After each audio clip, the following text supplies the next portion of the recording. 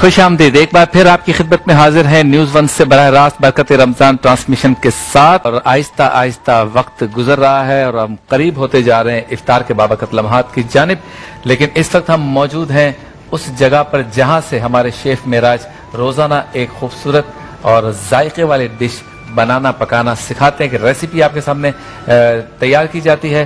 Segment کا نام ہے افطار مزیدار۔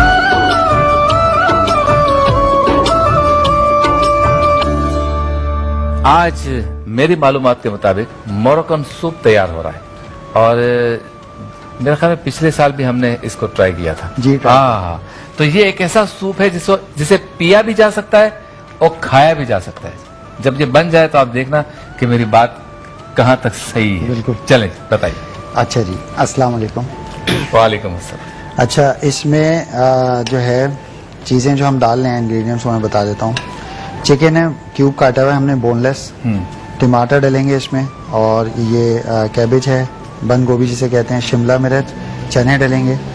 اچھا، یہ دال ہم نے بھگو کے رکھی ہوئی ہے، کالی دال جو ہوتی ہے، ملکا مسور بھی نرم کر لیا اس کو۔ ہاں، بھگویا ہوا ہے، بھگو کے رکھا ہوا تھا پہلے سے۔ تھوڑے سے چاول ہم نے رکھے ہوئے، چاول بھی بھگو کے رکھے ہوئے۔ مسالے جو اس میں ڈلیں گے، جو سالن مسالہ ہے، کری پاؤڈر اس میں ڈلے گا، اس کے علاوہ تھوڑی سی کٹی ہوئی مرچ، نمک ڈلے گا، بس۔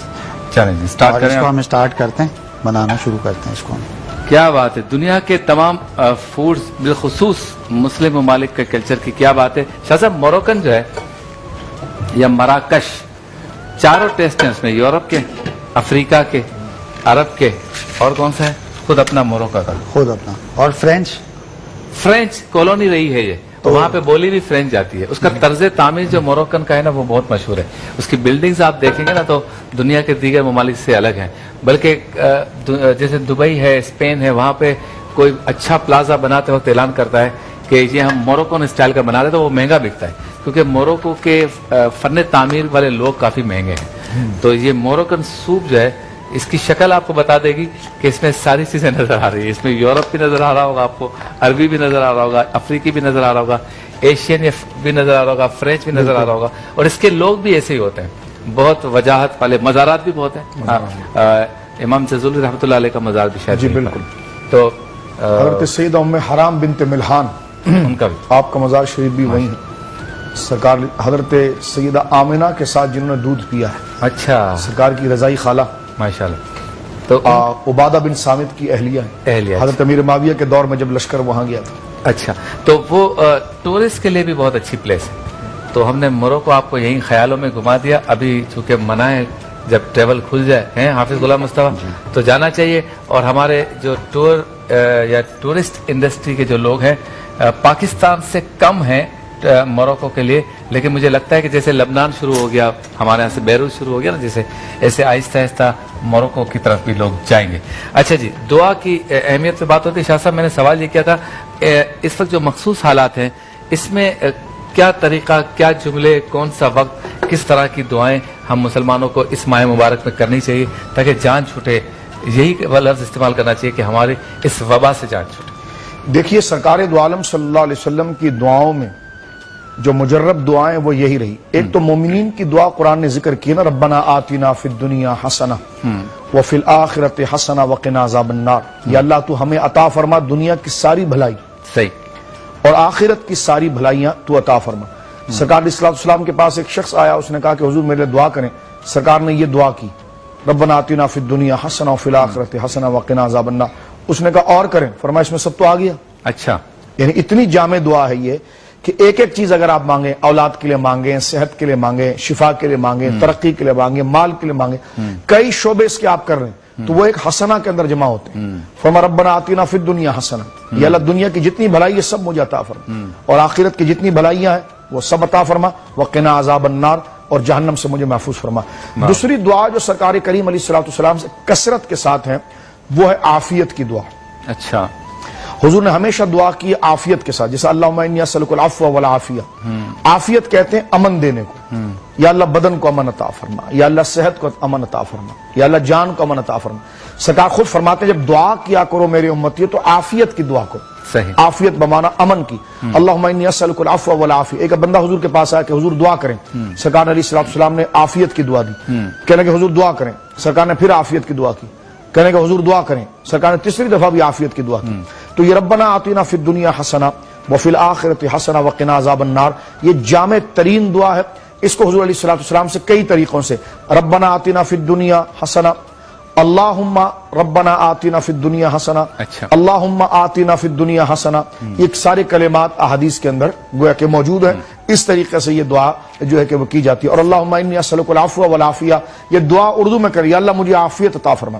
آپ مجھ سے کہیں کہ میں آپ سے کہوں کہ آپ مجھے دعا دیں تو دعا اللہ آپ کو عافیت عطا فرمائے. عافیت ایک جامع ترین لفظ ہے کہ جس کے اندر ساری بھلائیاں آ جاتی ہیں، اور حسنہ ایک جامع ترین لفظ ہے جس میں ساری چیزیں آ جاتی ہے. جو آپ نے مانگا وہ بھی آ گیا، جو آپ کے لیے اچھا تھا لیکن آپ مانگ ہی نہ سکے وہ بھی اس میں آ گئی، جو آپ کے لیے ضروری تھا اور آپ مانگنا نہیں جانتے تھے وہ بھی اس کے اندر آ گئی.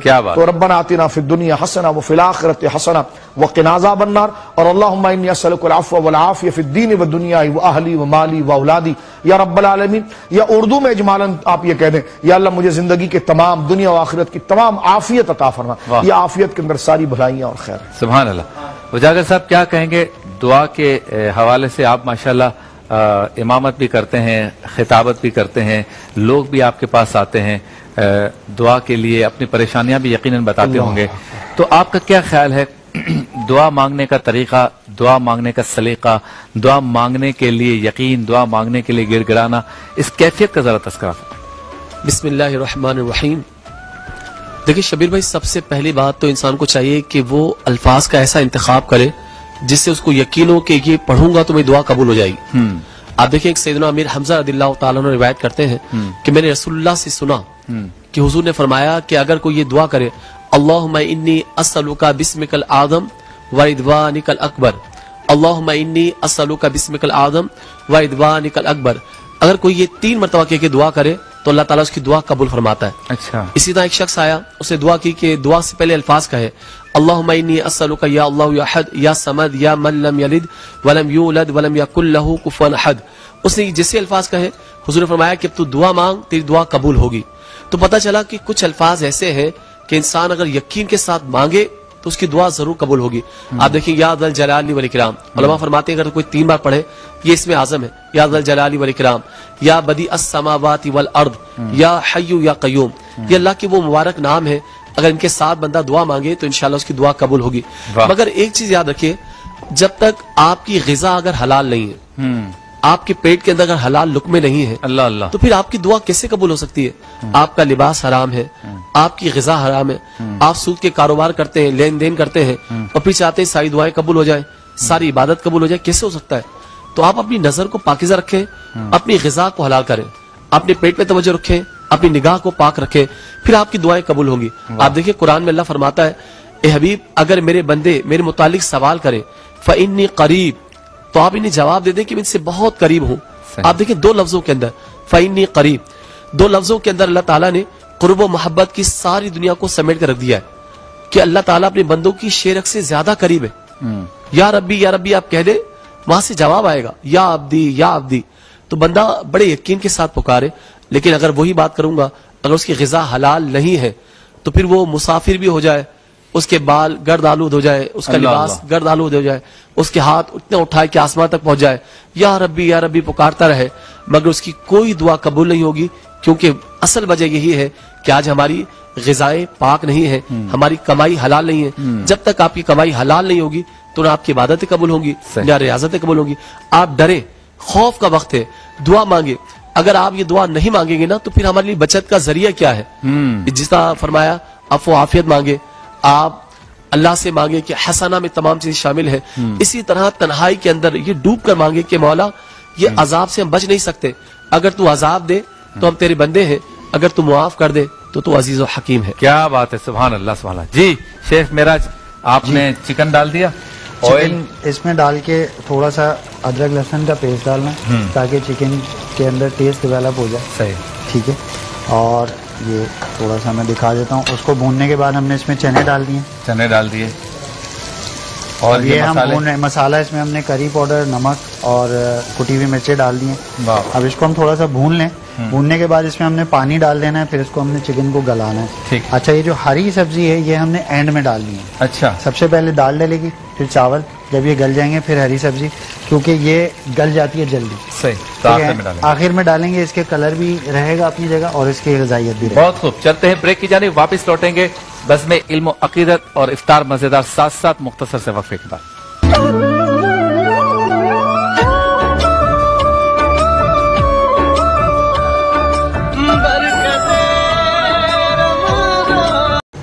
ये गोल्डन कलर की तरफ जा रहा है। वाह वाह वाह, तो ये थोड़ा सा टोमेटो पेस्ट, इसका टेस्ट नजर आया? जाएगा। नजर आया? दोबारा दिखा दूं? ये देखो, कैमरे के अंदर डाल दो उसको।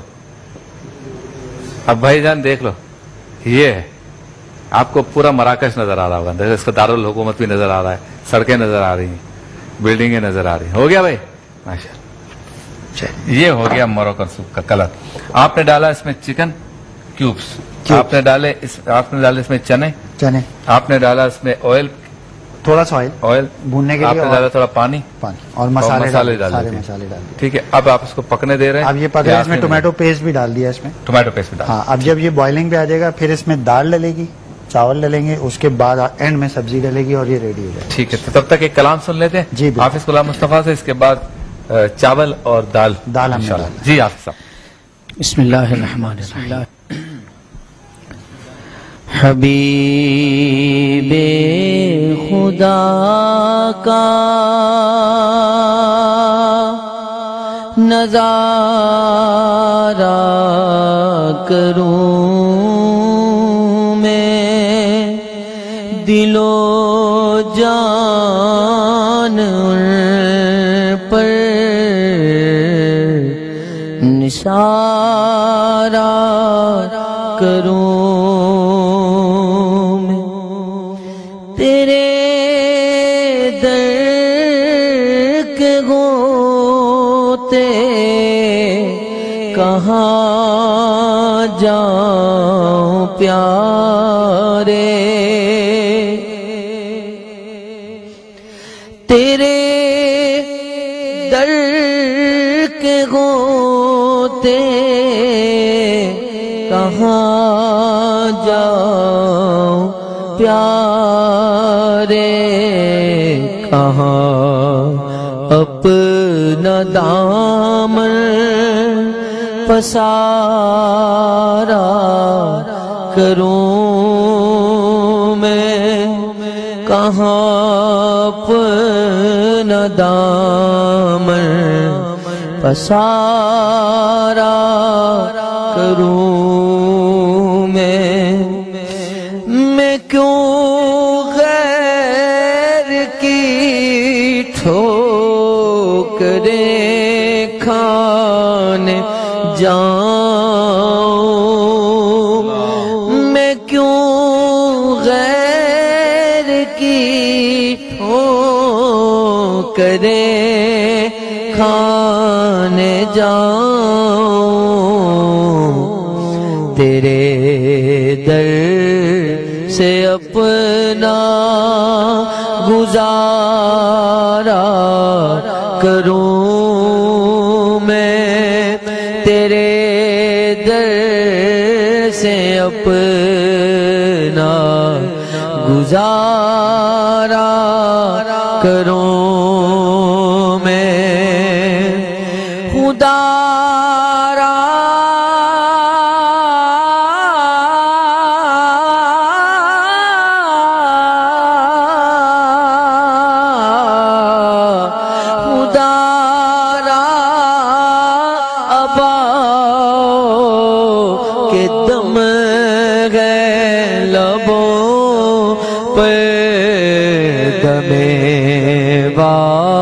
वापसी तो नजारा करूं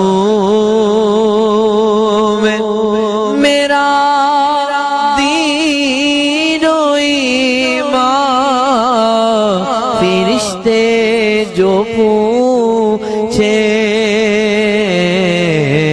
तुम्हारी जानिब इशारा करूं تمہاری جانب اشارہ کروں میں خدا خیر سے لائے وہ دل بھی نوری خدا خیر سے لائے وہ دل بھی نوری مدینے کی گلیاں بہارا کروں میں مدینے کی گلیاں بہارا کروں سبحان اللہ سبحان اللہ ماشاء اللہ. بہت پرسوز کلام تھا اور بہت پرسوز انداز میں حافظ غلام مصطفیٰ قادری نے اپنے خوبصورت آواز سے پڑھا ماشاء اللہ. شاہ صاحب اس کلام کے بارے میں ذرا بتائیے, بڑی رقت ہے اس میں. عجیب, اس میں سرکار مفتی اعظم مولانا مصطفیٰ رضا خان رحمہ اللہ نے اس کلام کو لکھا. نوری آپ کا تخلص ہے, اور ایک عاشق کی جو سب سے بڑی معراج یہ ہوتی ہے کہ وہ اپنے محبوب کا دیدار کرے. اور یقیناً حضور علیہ السلام سے محبت عشق حقیقی کا معیار اور مطالبہ شریعت بھی ہے کہ لا یؤمن احدکم حتی اکون احب الیہ من والدہ وولدہ والناس اجمعین. سرکار کریم نے فرمایا کہ تم میں وہ شخص مومن نہیں ہو سکتا جب تک کہ مجھ مصطفیٰ کریم صلی اللہ علیہ وسلم کو وہ اپنے ماں باپ احب الیہ کہ میں ہو جاؤں اس کے نزدیک, اس کے ماں باپ اور ہر رشتے سے زیادہ عزیز. تو ایک ایمان کا معیار یہ ہے کہ بندہ سب سے زیادہ محبت اللہ کے رسول صلی اللہ علیہ وسلم سے کرے اللہ کے لیے. اس لیے کہ اللہ ایک ہے اللہ سے تعلق اور ایک اس کے بندوں سے تعلق. ایک ہے اللہ کا حق اور اس کے بندوں کا حق. بندوں کے حق میں سب سے پہلا حق حق مصطفیٰ ہے, ماں باپ کا حق بعد میں. صحیح. تو حق میں سب سے پہلی چیز یہ ہے کہ ان کا ادب ہو, ان کا احترام ہو, ان سے محبت ہو. اور محبت جو ہے سرکار دو عالم صلی اللہ علیہ وسلم سے جب ہو تو یقیناً پھر آپ کا دیدار کرنا, آپ کے شہر میں آنا, آپ کے محلے میں آنا, آپ کی باتیں سننا, آپ کے کلام کو پڑھنا, آپ کا پسندیدہ کام کرنا. اور ایک شخص جو آپ کے شہر سے دور ہو, آپ کے علاقے سے دور ہو, تو وہ اپنی محبت کو اظہار کرتے ہوئے اور اپنے اخلاص محبت کو ظاہر کرتے ہوئے اس شعر میں کہا گیا کہ اللہ رب العالمین وہ دن لے کر آئے کہ میں سرکار علیہ السلام کی بارگاہ میں حاضر ہو جاؤں اور مجھے سرکار علیہ السلام کے آستانے پر جھاڑو لگانے کا شرف حاصل ہو, وہاں خدمت کرنے کا شرف حاصل ہو, وہاں کی گلیوں میں چلنے پھرنے کا شرف حاصل ہو, اس وادی میں مجھے آنے کا, اس فضا میں مجھے آنے کا شرف حاصل ہو جس میں آقا کریم علیہ السلام موجود تھے. وہ ریاض الجنہ کہ سرکار نے فرمایا ما بین بیتی و منبری روضۃ من ریاض الجنہ, یعنی میرے منبر شریف سے لے کر میرے گھر تک کا راستہ جو ہے یہ جنت کی کیاری ہے, یہ جنت کے باغوں میں سے ایک باغ ہے. تو آج قالین تو نئے ہیں, مسجد کا شیب نیا ہے, بڑے قمقمے لگے ہوئے ہیں, لیکن فضا ان 3-4 صفوں کی وہی ہے کہ جس میں میرے آقا چلا کرتے تھے, جس میں سیدنا ابوبکر صدیق چلا کرتے تھے, جس میں سرکار فاروق اعظم چلا کرتے تھے, جس میں سرکار مولا مرتضیٰ چلا کرتے تھے, تو جس میں حسنین کریمین ہوا کرتے تھے. تو لہٰذا جو ماحول اب بنا ہوا ہے اس کی ظاہری صورت تو گویا کہ نہیں ہے, دور کے تقاضے کے مطابق ہے, لیکن وہ فضا اور مکان وہی ہے جہاں سرکار علیہ السلام نے اپنے شب روز کو گزارا. سرکار علیہ السلام کے سر مقدس کی جانب آپ دیکھیں تو وہاں پر ستون پر آج بھی نام لکھے ہوئے ہیں استوانہ سریر. استوانہ اس ستون کو کہتے ہیں. سریر جہاں پر سرکار علیہ السلام کی چارپائی مبارک لگتی تھی اور جس میں سرکار علیہ السلام تشریف فرما ہوتے. استوانہ لبابہ, اور یہ تمام جہاں پر سرکار علیہ السلام ایک صحابی کی یاد ہے. تو گویا کہ یہ 3 صفوں کا جو ایریا ہے جس میں حضور علیہ السلام کا آنا اور جانا اپنی مسجد شریف کے ساتھ رہا. تو ایک عاشق پھر ان یادگاروں کو, ان آثار کو یاد کرتا ہے, جس پر میں آخر میں بات عرض کرنا چاہوں گا کہ حضرت عبداللہ ابن عمر رضی اللہ تعالیٰ جو سرکار فاروق اعظم کے شہزادے ہیں, اور یوں تو سارے صحابہ عاشق ہیں, سچے ہیں, آپ کے عشق کا بھی ایک معیار تھا.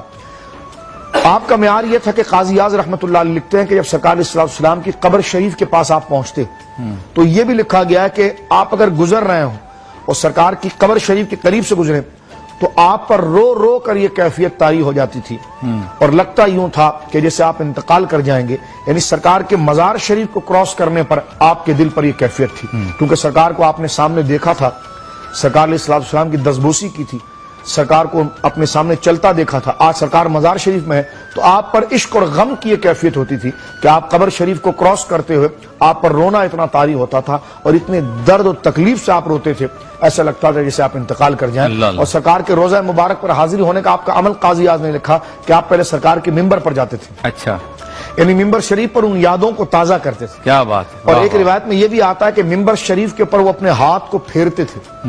ممبر کا جو پتھر ہے یا جو ممبر بنا ہوا ہے اس پر اپنے ہاتھ کو پھیرتے تھے اور اس کے بعد اپنے چہرے پر مسا اس کا کرتے تھے. سبحان اللہ. وہ مٹی لگ جائے, وہ خاک لگ جائے, کیا اپنے بات. چہرے پر پھیرتے تھے, پھر سرکار علیہ السلام کے مزار مقدسہ پر حاضر ہوا کرتے تھے. تو یہ منظر ایک عشق کا ہے, محبت کا ہے, اور یقیناً جس کے اندر یہ جذبات نہیں ہے تو پھر اس کے اندر ایمان کہاں پر ہے. کیا بات ہے. بدقسمتی یہ ہے کہ اس دور میں کچھ ایسے لوگ ہیں جو اب بھی مقام مصطفیٰ کو نہیں پہچانتے, اور بدقسمتی ہماری یہ ہے کہ وہ توحید کا سہارا لے کے اسلام کی بنیادوں کو ہلانے کی کوشش کرتے ہیں. وہ حدیث پاک کو نہیں مانتے, اور یہاں عاشق کی زبان دیکھیے کہ میرا دین و ایمان فرشتے جو پوچھے تمہاری جانب اشارہ کروں میں, کہ جو کچھ ہے وہ ذات مصطفیٰ ہے. دین اصل میں جو ہمارے ایمان کا مرکز و محور ہے وہ اصل میں ذات مصطفیٰ ہے. لیکن ہمارے ہاں جو ہے بعض لوگ اس میں بھی جو ہے وہ عجیب و غریب قسم کے عقائد لے کے آئے ہیں.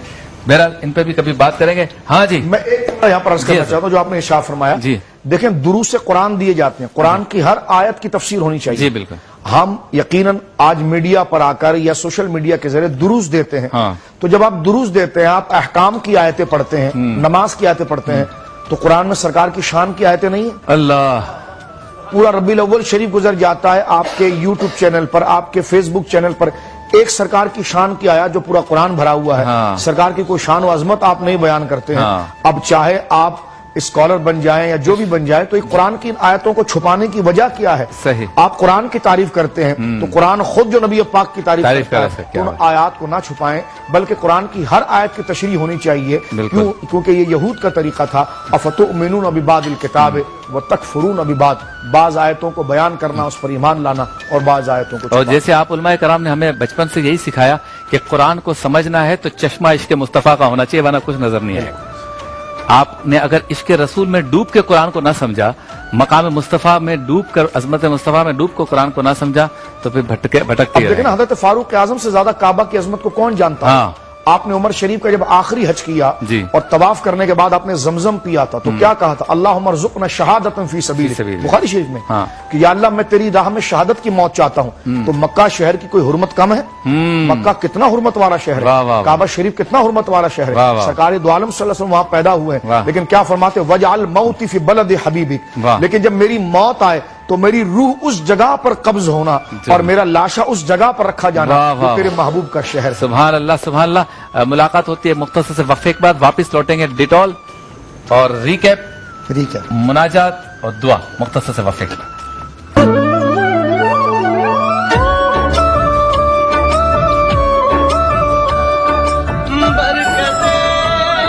کہ صفائی کا خاص خیال رکھنا ہے, جراثیم سے اپنے بچوں کو خود کو بھی جو ہے وہ پاک کرنا ہے, اور اس کے لیے ضروری ہے کہ کم از کم 20 سیکنڈ تک ہم ہاتھ دھوئیں اچھی کمپنی کے ہینڈ واش سے. اور یہ ہینڈ واش ہے ڈیٹول کا. اس سے بہتر کمپنی کون سی ہو سکتی ہے جو جانتی ہے کہ آپ کو جراثیم سے کس طرح محفوظ رکھنا ہے. آج کل کورونا وائرس کی وجہ سے, یعنی کووڈ-19 کی وجہ سے WHO کی بھی ڈائریکشنز ہیں کہ آپ ہاتھوں کو 20 سیکنڈ تک مسلسل دھوئیں, اور یہ عمل دن میں بار بار کرتے رہیں. تو آج ایک بار پھر یہی چیز دکھانے, سکھانے, سمجھانے کے لیے اور خود بھی سمجھنے کے لیے ہم آپ کے سامنے ہاتھوں کو دھوئیں گے. اور دیکھیے کہ اس کے لیے پراپر طریقہ ہاتھ دھونے کا کیا اختیار کیا جائے کہ یہ صرف رسمی کاروائی نہ ہو, بلکہ ہاتھ کو ہم پراپر طریقے سے مکمل طور پہ دھو سکیں. یہ آپ نے ڈیٹول کا ہینڈ واش لیا اور اب اس کو آپ نے اپنے ہتھیلیوں پہ ملنا شروع کیا. اس کے بعد اس کے ہاتھوں کے بیک سائڈ پہ, اس کے بعد انگلیوں کے درمیان, واہ واہ واہ. اس کے بعد انڈیویجول آپ کی ہر انگلی, انگوٹھا, ناخن والی سائڈ سے क्योंकि जरासीम है भाई, बहुत सियाना होता है, हर जगह चिपक जाता है, हमें पता भी नहीं होता। क्या ख्याल है दानिश? इसके बाद ये हथेली के दरमियान ये देखें, खुजली करेंगे ना पैसा भी आता है। हाँ, बूढ़ियों से पूछ लेना। ये हो गया जी। थोड़े कपड़े वपड़े, मतलब ये क्या आस्तीन वगैरह खराब हो सकती है, कोई मसला नहीं, लेकिन जान है तो जहान है, वरना हर चीज बेजान है। ये आपने प्रॉपर हाथ धो लिए। तो इस तरह से जो है 20 सेकंड या इससे कुछ ज्यादा तक अगर आप हाथों को वॉश करते हैं तो जिस्म में भी एक ताजगी आती है और खुशबू भी होती है और लुत्फ भी आता है, बंदा भी फ्रेश हो जाता है। और कोशिश करें कि इस तरह से हाथ धोने के बाद से टॉवल के बजाय टिश्यू से साफ कर लें। ठीक है, बहुत बहुत शुक्रिया आपकी तवज्जो का, आपका बहुत बहुत शुक्रिया। आप डिटॉल की तरफ से रोजाना आते हैं। चलते हैं हमारे शेफ मेराज की तरफ, जिन्होंने आज मोरक्कन सूप, जिसको हरीरा कहते हैं, वो बनाया है, और साथ ही जो है तरबूजी जूस। तरबूज भी क्या जबरदस्त चीज है भाई, वाह वाह वाह, देखने में भी खूबसूरत है और खाने में तो मजा आ जाता है। और अपने शेफ मेराज, मैंने हांगकांग के अंदर देखा है कि वो तरबूज के बड़े मुख्तलिफ किस्म के जूसेस बनाते हैं। तरबूज काटते बड़े तरीके से हैं, 3 4 5 तरीके काटने के हैं। लोग लड़के रखे हुए हैं, उन्होंने खवातीन रखी हुई, अलग अलग तरीके से काटते हैं, फूल बनाते हैं, अच्छा लगता है। फिर इसके जूसेस बनाने में किसी में लेमन ऊपर डाल देते हैं, किसी में चेरी डाल देते हैं, किसी में स्ट्रॉबेरी, बहुत अच्छे तरीके से वो बनाते हैं। आप रिकैप करें ताकि इसके बाद हम मुनाजात की तरफ। जी, हरीरा जो हमने बनाया, हरीरा इसका नाम है, जो मोरक्कन सूप है जी। ठीक है, इसका जो रेसिपी है मैं बता देता हूँ। चिकन है, चने हैं इसमें, और मलका मसूर और चावल हमने इसमें लिए हैं, और इसमें जो है हमने करी पाउडर थोड़ा सा डाला है, और नमक है। ठीक है, इसके अलावा जो है, अच्छा, चिकन को थोड़ा सा भून लेना है हमने अदरक लहसुन के साथ, ताकि उसकी स्मेल निकल जाए। उसके बाद चने डाल देने, उसको भून के फिर इसमें पानी डाल के चिकन को थोड़ा सा गला लें। गलने के बाद जो है इसमें हमने दाल और चावल डाल देने। सब्जी जो है हमने इसमें शिमला मिर्च डाली है, और बंद गोभी डाली है, और टमाटर डालें। अच्छा, सब्जी इसमें और ऐड भी कर सकते हैं, आलू भी डाल सकते हैं इसमें। ठीक, और भी जो सीजनल सब्जी हम इसमें ऐड कर सकते हैं, ब्रोकली डाल सकते हैं। तरबूजी जूस, और जूस जो है इसमें हमने थोड़ा सा तरबूज जो है लिया है, उसके साथ हमने चीनी और नमक थोड़ा सा डाला है, और लेमन जूस इसमें ऐड किया है। वाह वाह, ताकि प्याज बिल्कुल बुझ जाए। क्या तरबूज जो है ना, बेसिकली ये इसीलिए वाटरमेलन कहते हैं, ये पूरा पानी होता है। क्या बात, टोटली वाटर होता है। ठीक है, तो ये पानी की जगह अगर हम ये इस्तेमाल करें तो ये कवर कर जाता है। क्या बात है। तो करशी का भी पैगाम है, करशी जामे शीरी जरूर इस्तेमाल करें, इलाचीन भी इस्तेमाल करें, कि प्याज को बुझाता है। इफ्तार के बाबरकत लम्हात पे वक्त कम है, इसलिए आज डायरेक्ट शाह साहब से गुजारिश करेंगे कि वो दुआ फरमाएं। अल्लाहुम्मा सल्लि अला सय्यिदिना मौलाना मुहम्मदिन व बारिक वसल्लिम। रब्बना आतिना फिद दुनिया हसना व फिल आखिरति हसना व क़िना अज़ाबन नार। अल्लाहुम्मा इन्नी असअलुकल अफ़्व वल आफ़ियत फिद दीन व दुनिया व अहली व माली व औलादी या रब्बल आलमीन। मौला करीम वक्त इफ्तार तमाम भाई बहनों के उठे हुए हाथों की फरियादों को या इलाल आलमीन अपनी बारगाह में मुस्तजाब मकबूल फरमा। मौला करीम हमें तू ये तौफीक अता फरमा कि जो तूने नेमतें हमें और हमारे माँ बाप को दी हैं, हम उसका शुक्र अदा करें। मौला करीम हमें ये तौफीक अता फरमा कि ऐसे अमल करें कि जो तुझे राजी करने वाले हों, और हमें अच्छे और सालिहीन नेक लोगों के साथ मायत और संगत अता फरमा। हमारे घरों पर अमन और सुकून का नुज़ूल फरमा, हमारे घरों में बेबरकतियां खत्म फरमा। हमारे अहलो आयाल को मौला करीम नमाजों की तौफीक और दीन के सही रास्ते और सच्ची रास्ते पर पाबंदी की उन्हें तौफीक अता फरमा। मौला करीम तमाम आलम इस्लाम पर खास फजल फरमा, बीमारों को शिफाए कामिला अजला अता फरमा। जो दिलों में मुरादें हैं मौला करीम कबूल फरमा। मौजूदा सूरत हाल में जो नागाहनी अमराज मौला करीम जो मुताद्दी हो चुका है, जो बढ़ रहा है, मौला करीम अपने फजल से इसे तमाम आलम इस्लाम से दफा फरमा। मरीजों को शिफा अता फरमा, जो इसमें दुनिया से रुखसत हो गए मौला करीम उनकी मगफिरत फरमा। मुमलिकत खुदादाद पाकिस्तान की मौला करीम हिफाजत फरमा बिरहमतिक या अरहमर राहिमीन।